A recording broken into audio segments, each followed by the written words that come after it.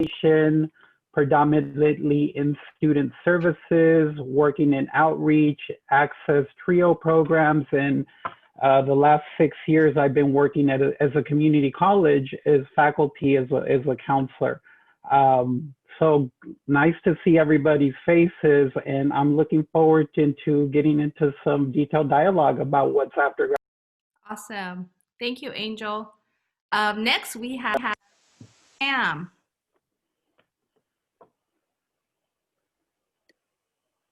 Wait, did you say me? Yeah. Okay, sorry. I don't like my computer's acting weird. Sorry about that. I don't know if you heard. Yeah. Sorry. Hey y'all, what's up? My name is Amy. I'm class of 05. Let's see here. Yeah, so like I think Dr. Danica already said, I have my own practice that I do. It's in the Inland Empire, so I'm very local. I grew up in San Gabriel Valley and the Inland Empire, so I feel very connected to both of those communities. Yeah, and my focus is really trying to show up for the queer community of color and folks who identify as trans or gender divergent, gender nonconforming, gender queer. And so that's really the emphasis of the work that I do now, while also supporting folks who really understand oppression, right? And systematic oppression and how it impacts us on a daily basis. And how do we be resilient through that? And so, and survive in ways that give us the opportunity to create, I think, different structures. So anyways, that's what I'm into. And so excited to be here with y'all. Yeah, I'm really excited to learn and expand. Thanks, Amy. All right, next we have Roderick Conwi. Hey, good afternoon, everyone. It's good to see all of you, or all of your names at least. If you had me before for English, then you get to have me again right now. I'm Rod. Excuse me. I'm here from, well, I grew up in Southern California. I went to Cal Poly and I graduated in 2006. And then, you know, one thing that people ask me all the time, whether I was at Cal Poly or at home, what are you going to do with sociology? Like, what are you going to do with that? And so the way that I looked at it was that everyone who I met was in the sociology major was going into some kind of public service field. And so I looked into law, I looked into you know, law enforcement, and I really thought that for me, what was the best fit was education, because it was my way of working with youth of communities through working with them at schools. And so I kind of took like a different approach. Like my first year teaching, I considered myself like a sociologist disguised as an English teacher to try to navigate through the educational system to try to make things better for the community. And so it's been a wonderful adventure for the past like 12 plus years. Yeah, and I would love to tell you all more about it. Thanks, Rod. All right, next we have Alyssa Lia Mancao. Hi, everyone. My name is Alyssa, but I go by Lia. So I'm a licensed clinical social worker. When I finished my degree at sociology with Cal Poly Pomona, I went into graduate school for my degree in. I wanted to be a social worker, but not knowing exactly what that meant. I just knew I loved advocacy, I loved working with people, and I loved helping people gain access to resources. So after I finished my master's degree in social work, I ended up working in community mental health for at least 10 years, working within the juvenile justice system, doing a lot of clinical work. And so what that means is just being a therapist and a lot of advocacy. Since then, I've moved on to do my own private practice. So now I'm a group practice owner in Sherman Oaks, California. I also do a little bit of writing on top of my private practice. So I've written for Pop Sugar, in Elle and Oprah Magazine, just talking about more the mental health aspects of things, like narcissistic abuse, narcissistic recovery, depression, anxiety, and connecting with your inner child. So I've got a little bit of the background both in the advocacy and just narrowing it down to the clinical stuff. And so I'm excited to talk with you all about all the different avenues that you can do with a sociology degree, because there's a lot. There's a lot. Thanks, Leah. Okay, and last but not least, our most recent grad, Sofia Pedroza. everyone. Thank you for having me. I grew up in La Puente in the San Gabriel Valley, and so Cal Poly has always been very near and dear to my heart. I saw you, Amy. And I started Cal Poly wanting to be a social worker and accidentally ended up in sociology because they had a social work emphasis, and I am first year in college, so I had no idea what I was doing. I received so much mentorship from the faculty at Cal Poly. I really can't say thank you enough. And I changed my mind so much about what I wanted to do. Well, at Cal Poly, I wanted to be a teacher, I wanted to be a lawyer, I wanted to be a social worker, different forms of counseling. And the cool thing was that through all of those changes, I never felt like I had to change my major, because sociology gave me the foundation to understand what I was trying to do with those careers and how I was trying to impact my community. And so I'm very grateful for that flexibility. Since graduating, I was admitted into UC Irvine as a dual degree student to get my law degree and my PhD in sociology. And then I decided to mess things up a little bit and make it more complicated. I ended up leaving UCI to attend UCLA Law School because they have the only program in the country for critical race studies in a law school. And so I'm finishing up there now, and I'm hoping to return to a PhD program this fall. So we'll keep you updated. Awesome. Thank you so much. All right. As you can see, we have, we're going to have a wonderful hour together. So with that, are you all ready to go into your breakout rooms? Yes, I know it's so hard to see those still faces. One of the things that I would recommend is that when you do go into your breakout room, and if you are okay, I would show your face, because it is a wonderful way of networking and connecting with folks and our friends from our campus, because there are accessible, they're kind and cool people. I mean, so get to know them, because you might be able to stay in touch and connect with them later on as well. And I would really encourage you to keep up the momentum, because I know that all of them are very receptive to, reaching out and giving back as well. So with that, I'm going to ask Dr. Davila if she can do her magical powers of putting people into our breakout rooms. And then we have about 15 minutes there. And then, did you already create the breakout rooms, Bree? You have to make me host, Mary. Oh, sorry. That's okay. Let me see. Let me do that. Sorry about that. I thought I made you co-host, but let me go ahead and make you host. And then, so after that, let me see. All right. Isn't that crazy that you can't be co-host and do all that stuff? Okay, now you're host. All right, so she is going to put us into breakout rooms. Hopefully you're able to put it into the chat feature. If you have not done that yet, go ahead and put on the chat, what are some areas that you are interested in. If you're not really sure, you can say any, and that's okay too, and we can go ahead and put you into randomly selected areas. But again, the end goal is for you to have a conversation. They do have a couple of prompts that they're going to be starting off with, but I really strongly encourage you to take advantage of this time that you have with these experts, and talk to them about any kinds of questions that you have, even in terms of things that you're like, oh, I don't know if I should ask. Go ahead and ask it. It'll be okay. Bree, just let me know when you're ready. I know she started. I think she's doing it right now. Sorry about that. I wish I knew that I needed to make her host. Any feels right now? December 1st. So I opened them all, and I think people can choose their own rooms based on the speakers and areas. Does that Awesome. Does it look like it's working for people? You can assign yourselves to a room. Can you all see that?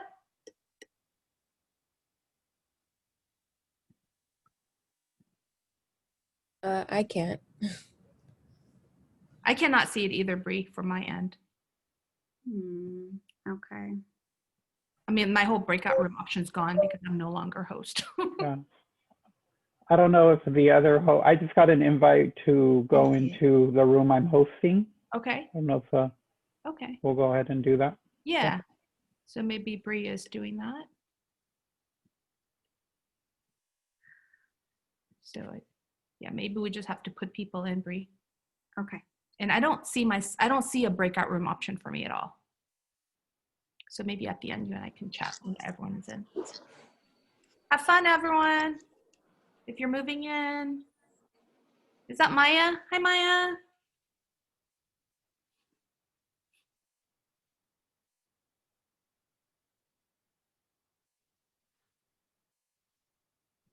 Yeah, people are moving. I'm not. Okay. I'm not moving them. Leah needs to go into her room. Oh, I don't know. Yeah, I don't see any pop-ups come up for me. Yeah. Oh, yeah, you moved. I see. You renamed yourself, Leah. Sorry. Oh, yeah. Oh, it's okay. Yeah.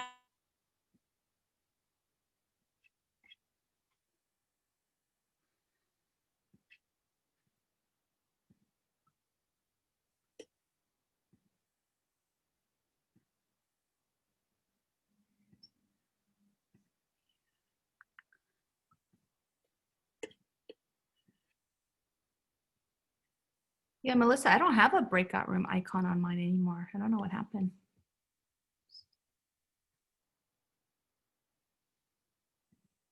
Hopefully everyone is. Okay. It says if you click on the breakout room icon, you should get a pop-up, and over the number of people in each room you can join. Thank you, Melissa. Yeah, my breakout room thing just popped up right now. So it's kind of weird. It wasn't there earlier. So Amy is inviting me to hers. I'm gonna go ahead and join. Yeah, that's actually, hey. Hey, I know Lorena's here too, old school. And Eric and babies. Exciting. Yeah. So Dr. Nico, I had actually encouraged them to just shoot with the questions. Okay. So Ariana just asked a question right now about what did I do after, which is actually your question. Yeah. What did I do after and how did I figure it out? Oh, Yeah. look at the baby. Yay. So yeah, it's funny. I really appreciated Sophia's comment just because I think I did know that I wanted to go in social work. I really didn't know what social work was. Ariana, I just was kind of like, okay, cool. This will allow me to get lots of jobs, which I think give me access to the community and to folks who I want to work with. And so great, I'll do that. So actually, I see this, the cool thing about social work is that it's similar to sociology in terms of it being a really broad field. So I actually went to the University of Chicago and I actually wanted to do like international social work. So like working with refugees and thinking about genocide and war. It didn't end up that way, right? And I ended up doing the community practice work, but I think that it was just the journey of like doing jobs that I thought would align with me. And then figuring out, right, through those jobs, like what really ended up pulling towards me and like what I wanted to do. So like at Cal Poly, I actually did a lot of youth organizing. And so I ended up doing youth development as my first job out of social work, which was super cool. But it was through that work, right, that I realized like, oh, snaps, I love working with youth, but I really want to work with folks in a deeper, more intense way. And so then that's when I started doing therapy, because I didn't even want to do therapy. I was like, therapy, I'm over it, like not into it. But now I love it, and now I have my own practice. So yeah, so that's how that ended up panning out. Right, and then with my expertise, right, then I get to specialize more so in centering the communities that I want to support. So yeah, I hope that answered your question. Erin, did you want to ask a question? And then Brianne, we're just taking questions. I have one. Should I go to grad school like right away, or should I like wait a few years and then go back? Yeah, I mean, I think that's a really interesting question. I don't know. I don't know, right? I think it's really up to you.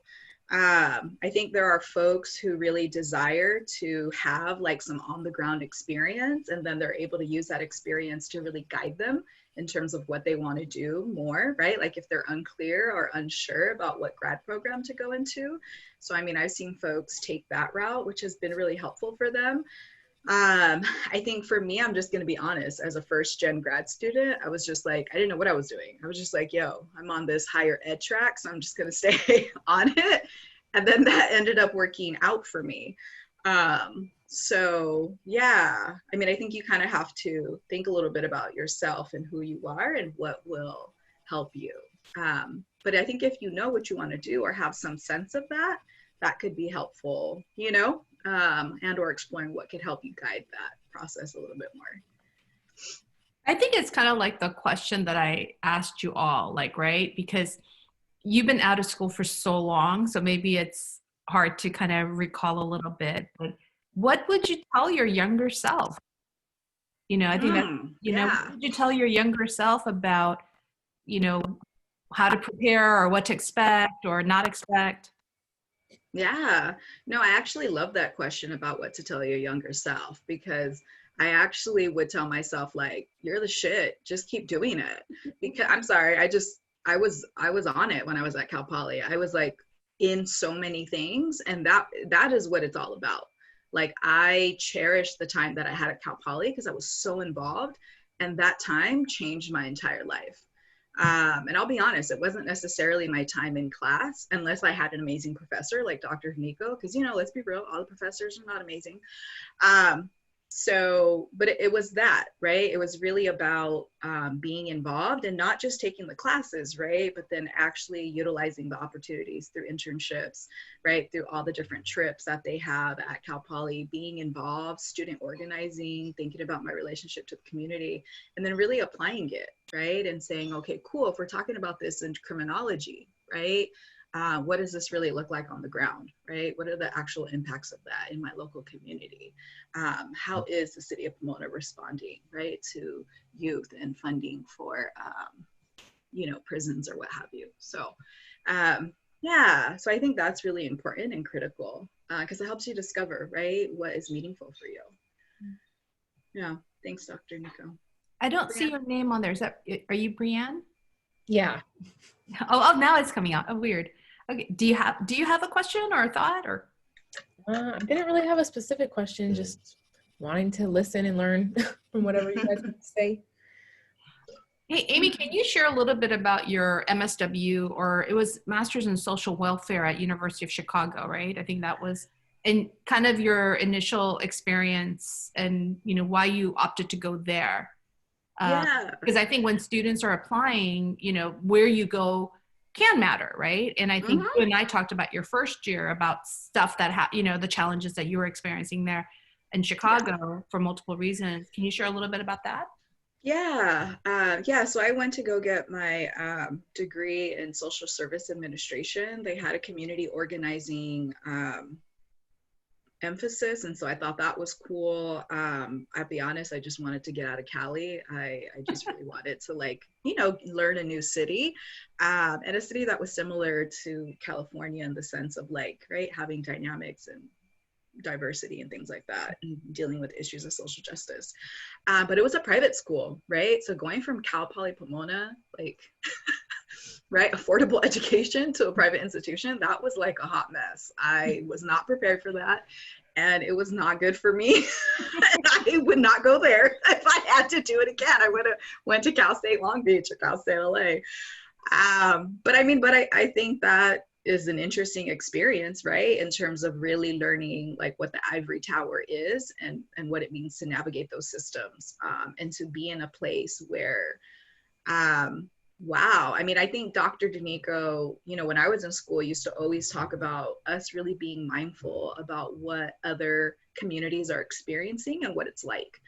And so going to a place like University of Chicago, and it was still Chicago, right? So, I mean, it's diverse, but going to an institution that didn't really have the mentorship that I needed and or the faculty, I mean, there were absolutely no, you know, Pan-Asian Pacific Islander professors within the social sciences. And there was like maybe one or two Chicano Latino ones. So the level of mentorship, I mean, it was just non-existent, and that floored me. But I think that's something that Dr. Nico always talked about. And what does it mean to have Asian American studies or, you know, representation, right, in the Midwest and in different areas, right? And so I think there was something very humbling about that, and very real. And then yet still, how do you build community? How do you make meaning? How do you still access the resources? So yeah, they had great human rights education there, which really blew my mind. And there was a lot of privilege, right? So then how do I work that privilege? and, you know, do what I did at Cal Poly there and still have really great experiences that are meaningful and kind of flip it, right? And kind of take some of that privilege to funnel it back to communities that I care about. So, yeah. And I think what many folks may not know, Amy, is that, you know, when Amy was at Cal Poly, she actually coined this term called Latinos, because she's Latino, she's Latino and Ecuadorian Chinese, right? And so it's like when she looks at a lens, she looks at it from a very, you know, I think real lens of a lot of mixed race, hybrid identity communities, right? Where, and then you see the voids in so many different, because people may see you in a particular way in Chicago. You know, so when I first met Amy, I thought she was Filipino. I'm like, are you Filipino? And she's like, no. I'm like, oh, so she schooled me about, you know, the communities, especially in San Gabriel Valley, that are Latinos and Asian Pacific Islanders. And so I remember that convo that you and I had your first year, where you're like, girl, there's like nobody here. And it was rough. You struggled your first year. Yeah, pretty significantly. And that's the thing, right? Like, I thought I did my research, but I do think that that's important, right? Wherever you go, to like have your eyes wide open, and just to be aware, that's all, right? And I think to just acknowledge like what that institution may be. And I think, you know, everything was just such a rush, you know, like graduating and like applying to grad school and doing all these things. And so I think I just didn't really prepare myself mentally. And I think if I would have, that would have helped a little, but you know, it's all good. You live through it and learn a lot. I think Alina joined us a little bit into it. We're just taking questions. I think we have time for one more question, and then we're going to be switching. Do you have a question, Alina, for Amy?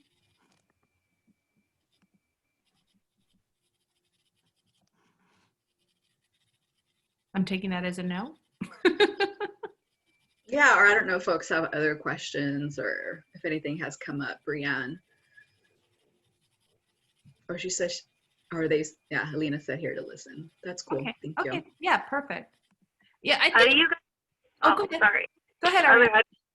do you guys go about applying to internships like right after you graduate with because I've been applying for jobs, right? I have yet to obtain my bachelor's degree, but I finish next semester.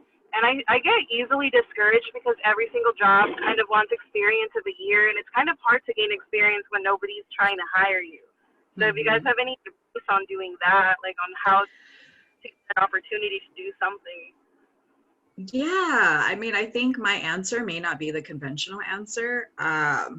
I mean, what does that mean, have experience? You know what I'm saying? I mean, I felt like when I graduated, I had so much experience, right? And so it might be maybe the lens that you're looking at, and maybe really kind of taking some time to take stock and assess, like, yeah, what have been my experiences at Cal Poly? Have I had a chance to be involved? Or even if it's not at Cal Poly, right? Like just in your personal life, have you had a chance to do different things? And then with that, right, really considering what are the skills, right, that are being applied within that realm or within that domain or aspect of your life.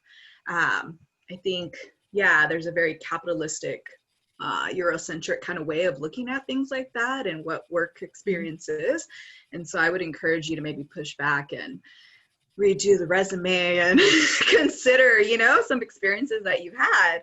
And yeah, kind of format that and feel confident in really navigating that, or like, you know, coming from that place. Yeah. Makes a lot more sense. I think I was just looking at it like I need a job first to get another job. I didn't think about personal experiences and how that applied. So that's cool. Thank you. Yeah, and I think that actually directly comes from sociology, right? I mean, I think for me, that's a piece of sociology, right? Like, how do we really understand the communities that we are a part of and understand how they relate to us and how we're all interacting, right? And so taking that understanding and continuing to help it shift, right? The way we see ourselves. Yeah.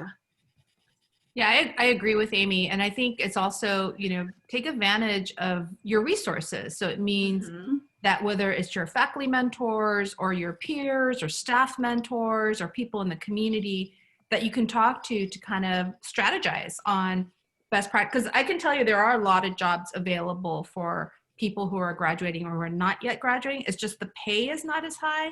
So sometimes you have to ask yourself, am I okay with getting paid less so I can gain that experience? And so it's really managing expectations too, right? So some folks want to have experiences, but they want to get paid a lot of money. But sometimes you have to build up. So I think if you're willing to start kind of at the bottom, then talk to people and find out what are available, because there are positions available out there. Yeah, and I think to build on that too, like really asking yourself, like, what am I really passionate about, or what am I really interested in exploring and or learning? And so, right, that really is an investment of your time. And so maybe, right, that's part of what can be the exchange, right, is like realizing that the connections that you make, right, and the experience that you have is really worthwhile, because it's going to help you kind of further clarify how you're trying to show up in the world and what your skill set is. Yeah. And how to offer it. Awesome. All right, Amy, I think we're going to be going back into our main thing and then go into a new breakout room. So. All right, awesome. All right, Bree, are we now having folks pick their second breakout room? Yeah, so I just have to do it again. Sorry, give me one more minute. Yeah. How was it, everyone? Good. Nice. Thank you for the verbal. I think that's one of the challenging thing with the Zoom, right? Because you see people's faces, you can't hear people. So if you have emojis or anything, that's really cool. And very good. So it sounds like people had, informative, very positive experiences. And we actually have another alumni here, Will, who is in a PhD program at UW. So I'm sure I don't know if he's still here, but he'll share some of his wisdom as well, when he's in different sessions. And Minjin wanted to thank Dr. H and Sophia. Yeah, no, we got moved quickly, so all right, awesome. All right, Bree, are we ready? Yeah, I think people should be able to choose now. Okay, nice.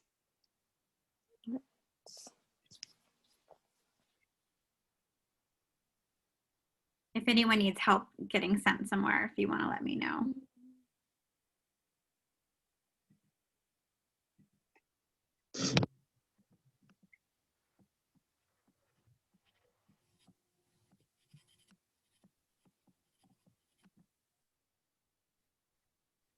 The power of Zoom.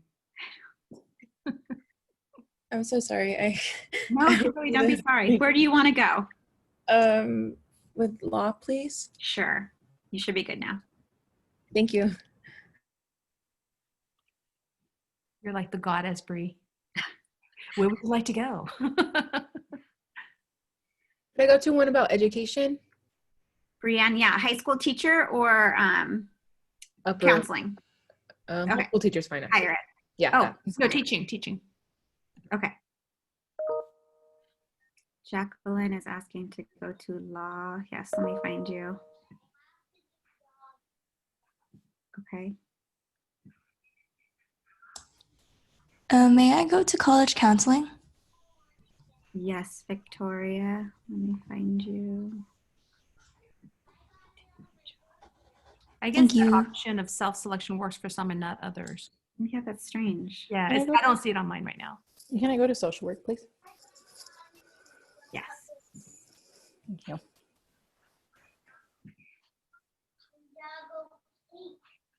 Peter, where do you want to go? wherever I'm useful. It sounds like some folks have law questions, I can go there, although Sophia was doing just a bang-up job. She's fantastic, so I think she can handle herself. Okay. I'll send you to Rod's room. It's a little quiet over there. Okay. Anjana, do you have a preference? Maybe one of the social work. Will, do you want to go with Sophia? Sorry, I was gonna go into the social work. Oh, okay. Yeah. Alina, you just let me know which one you want to go into. Oh, law. I'm sorry. Oh, maybe she went. Okay. Janelle said crim. Alina's still here. So she wants to go into law.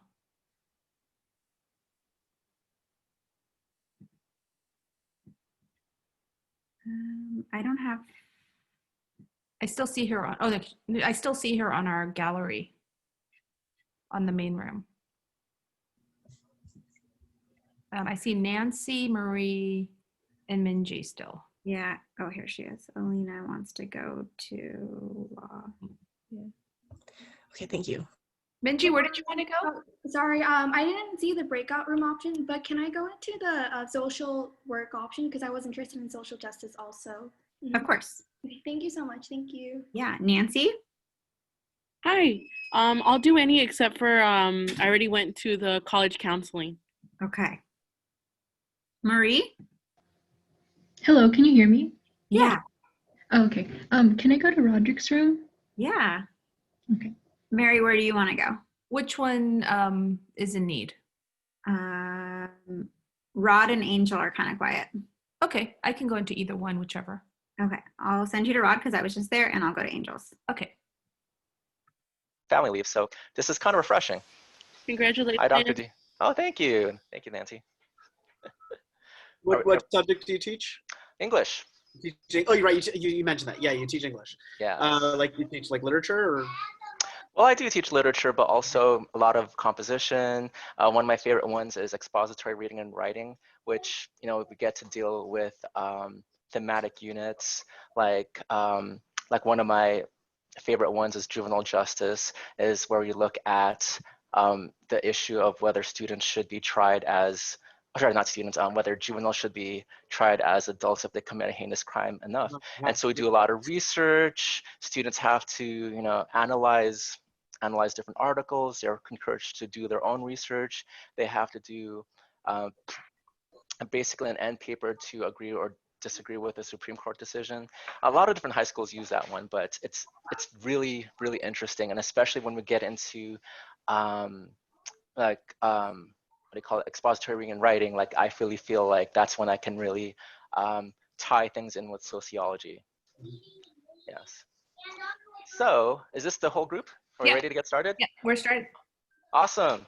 So I feel like I kind of have to go over the questions that Dr. Nico kind of like prescribed to us, but really, you know, we can just have a conversation, you know. So if there's anything that you want to know about me working as a high school English teacher, you know, who studied sociology, criminology as an option at Cal Poly, you know, let me know. And then, you know, I'll do my best to answer that very honestly, you know, and, you know, I want to give you the insight based off my experiences.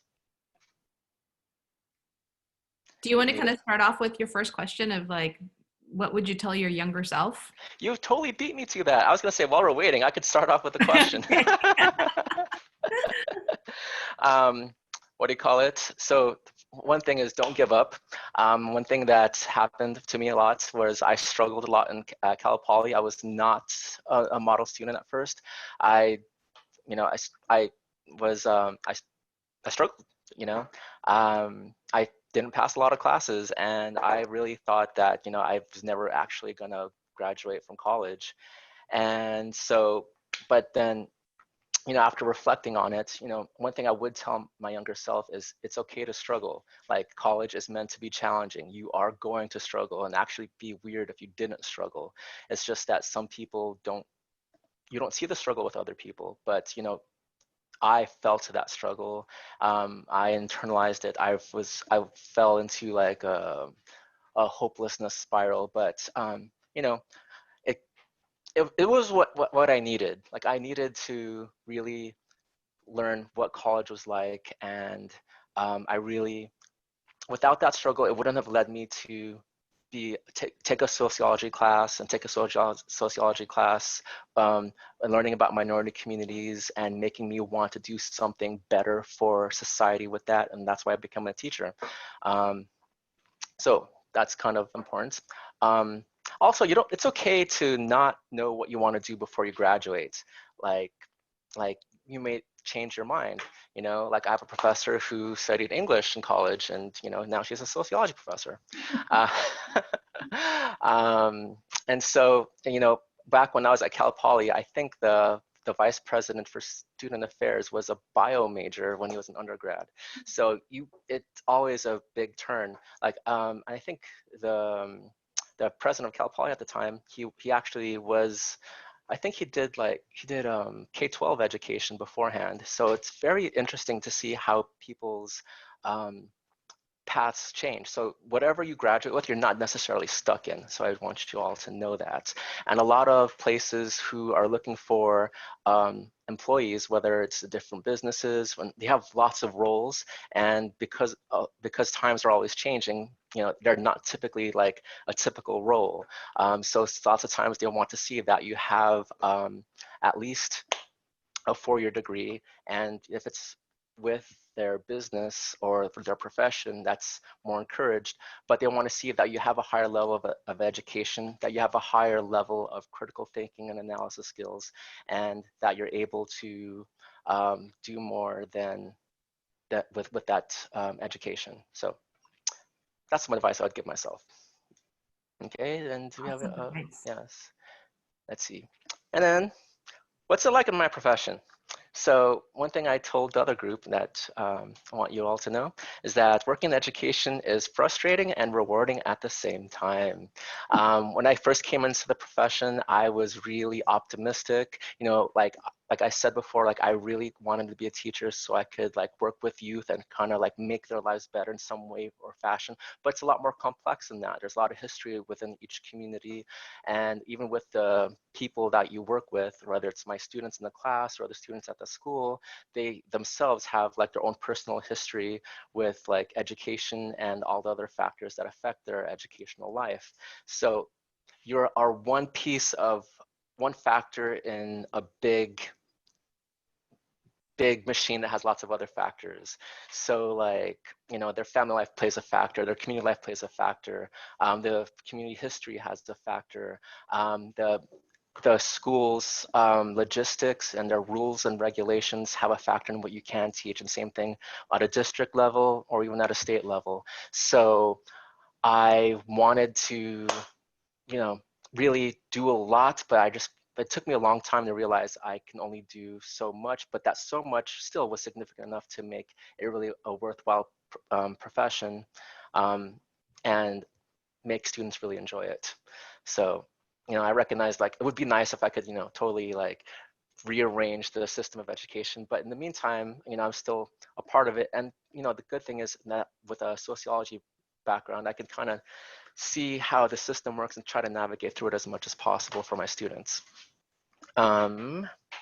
Yeah. Oh, so one thing I did want to add that I didn't tell the other group is that in education, they use a lot of data to try to, you know, have students do better, whether it's improving their reading skills, their writing skills, or their math skills, or increase graduation rates, or close the achievement gap. And that's something you do a lot in sociology. Like you take an issue, you try to do some research, you actually like take sample data and use the data to try to do something about it and to help people. And that's what we do in education a lot. So yeah. Very cool. Okay, does anybody have any questions you want to ask me? What's my favorite ice cream flavor? It's actually a mix between. Did someone ask you that, Rod? No. Oh. No, usually it's my icebreaker question because there's so many different flavors out there, and it's one of my tests to see. Like, I can see more into their personality based on their favorite ice cream flavor. Like for me, I don't like ice cream. How did I not know this already? I think that says something about your personality there. I know, I think so too. I'm just cold and not very sweet. No. Yeah. Do you have questions for the participants, Rod? Maybe we can flip the narrative. What questions do you have for them? Actually, I have a question for Roderick before he puts the gun. Okay. I just wanted to know what pushed you or what really inspired you to be a teacher. Like, I know you said you changed your career a couple times, but what really made up your mind? Oh, that's a good question. So, after I graduated, I didn't know what I wanted to do. I mean, I thought about going to graduate school for sociology, and that was always a factor. And so I was like, got to go help people somehow. Like, I looked into helping professions, and so, okay, 2 more minutes. And so so I looked into being a police officer, and I was like, okay, cool, I could do that. But I was like, I'd be helping people like during danger. And I thought about being a lawyer, and then I thought, oh my gosh, getting into law school. But also, like, if I was a lawyer, I'd be helping people after there's already been like some kind of issues that's happened. So it's a lot of after helping, for lack of a better term. And so I wanted to be more proactive. And so whenever we talk about like social issues and a lot of isms and a lot of oppression, one thing I've noticed during that time, people kept saying to like other people, hey, you need to educate yourself, or you need to get educated on this issue. I heard that so much back and forth, and I was like, you know what? A lot of people need to be educated. You know what I'm going to do? I'm going to be an educator. And so that's kind of what I made my decision. And like I was like, all right, cool, I'm going to work in education. So I walked over to the education department, and then I was like, I want to be a teacher. What do I got to do? And they were like, well, you have to do this and this. And so I was like, okay, interesting. So I learned that with a sociology major, I could really teach anything. I just need to pass the CBEST, or not the CBEST and the CSET. So I had to pass the CSET in English, but if I want to teach math, I could do the CSET in that and with any other subject. But I picked English mainly because it's the subject that I found some flexibility with, but really that's the one that I thought I could help the most amount of people with. Like, everybody needs English to graduate. You need 4 years of it to graduate. Everybody needs their reading, writing, thinking, and listening skills, no matter what career path you go into. So I was like, all right, I'm going to help people get closer to their goal in life, and I'll be happy with that. And so that's kind of how I decided to pursue that route. That's a good question.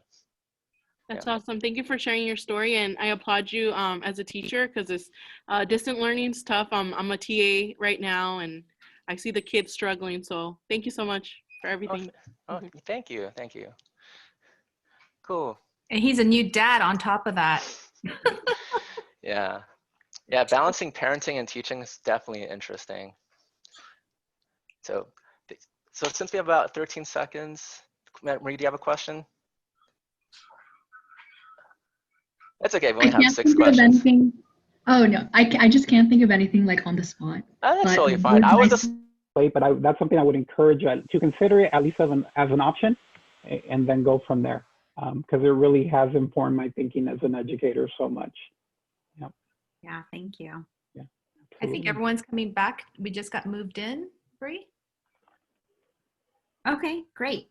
Let me make sure no one is lingering.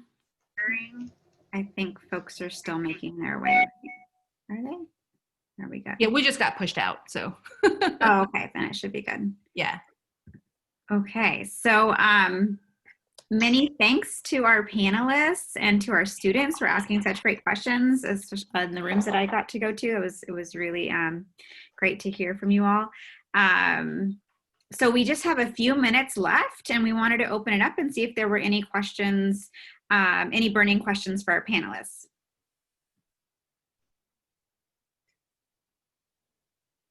I also wanted to know if our panelists had any burning questions.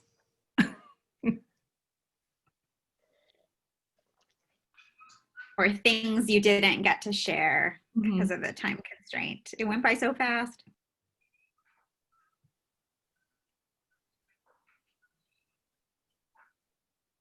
Oh, Yeah. Amy's sharing her info. Thanks, Amy. Go ahead, Amy.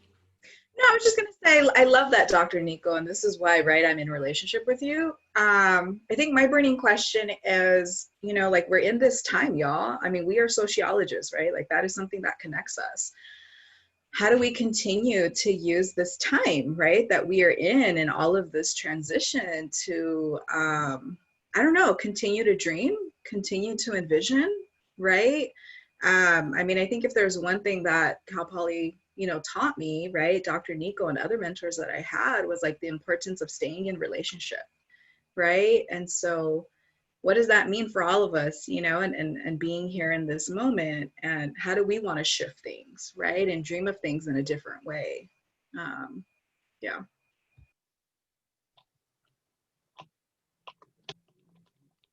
Yeah, that's a really, I think, such a powerful question, is that how do we, because Amy and I have talked about this, I think just last week or something, right, in terms of staying connected, and how do we, not just, during this time especially, but just ongoing, what kind of sustains us and what fuels our soul and what keeps us generating, not just as sociologists, but as people, how do we keep going? How do we keep making progress in terms of, for Amy and I, we always talk about in the frame of social justice, right? But, whatever your particular goals may be, is that how do you build this community? And I think what's so great about our panelists, that they're all building community in such solid ways. I've just been inspired by the work that Amy's done, by Lia, Rod, Sofia and Angel, in terms of the different branches of our society that they're reaching out to and connecting to. Is so powerful, and it makes me kind of proud, almost like, their big sister or auntie or something like that, right? Is that it makes me really proud to see our awesome alumni doing the hard work. I mean, these are not easy things. I mean, especially Rod, high school kids, oh my gosh, that's really hard, right? So yeah, no, I really appreciate that, Emmy. Any other things that you want to ask the participants, like the panelists? Are there other, or things that you want to share that you didn't get a chance to share during our short time? Because we try to make it conversational, so that's why we moved it around a bit. But I know that it was pretty quick.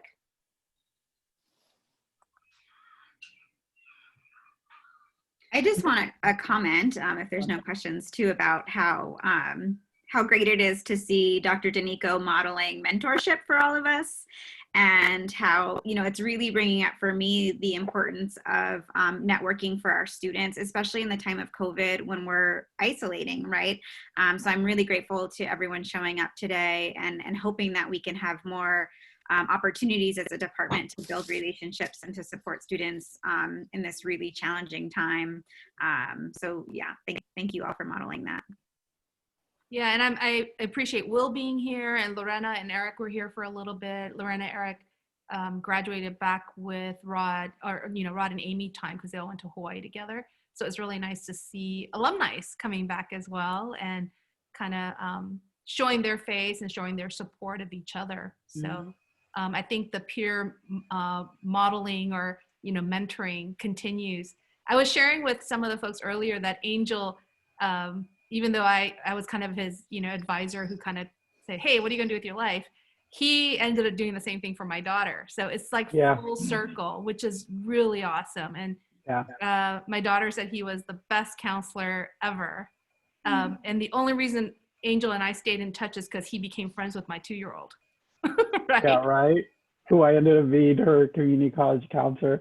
I think what Mary highlights, though, I think thematically, point Amy too, is just the transformational impact that we can all have in whatever setting, and the preparation that sociology provides for that.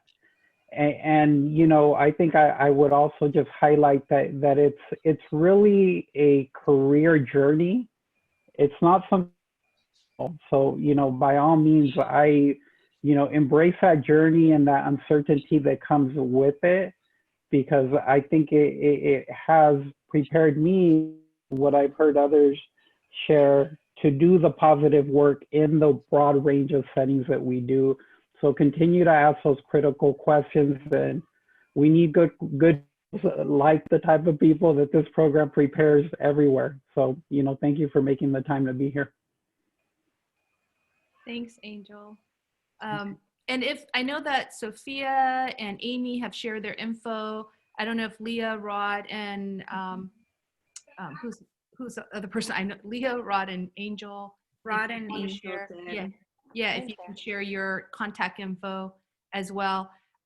You know, Leah's pretty active on Instagram and social media too. And so for our sociology department Facebook page and Instagram page, I often share a lot of her infographics with our department already.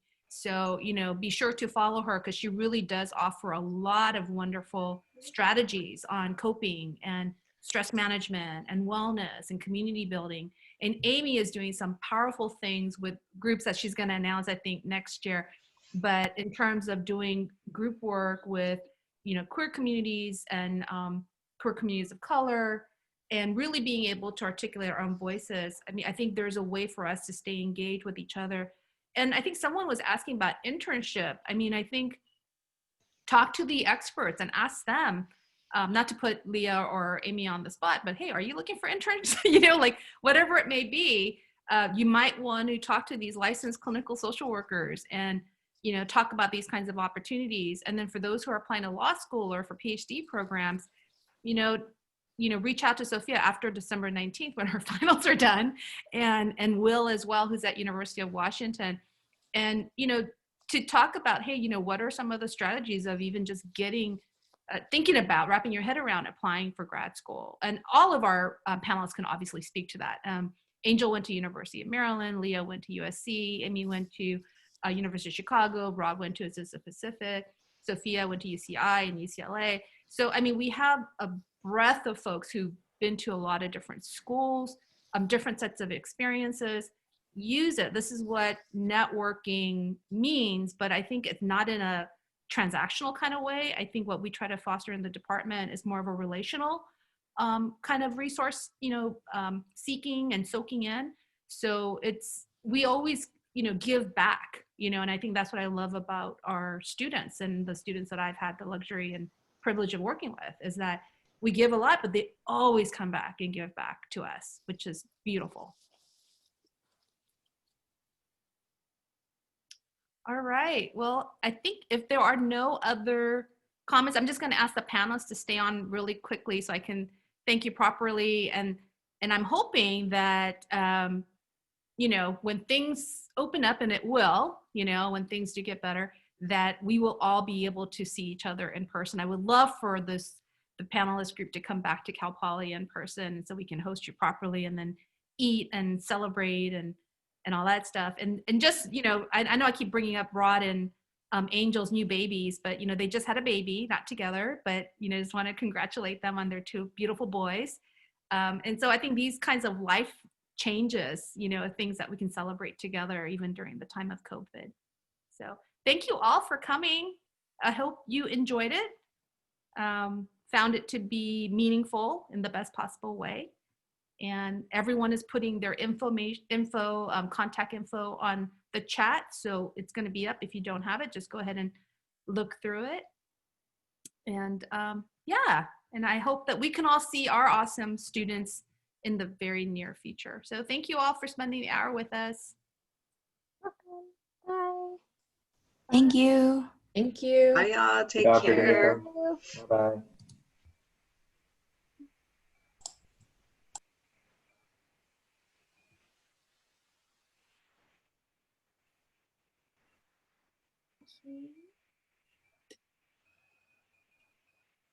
How was it? Fun. Yeah, fun. Good.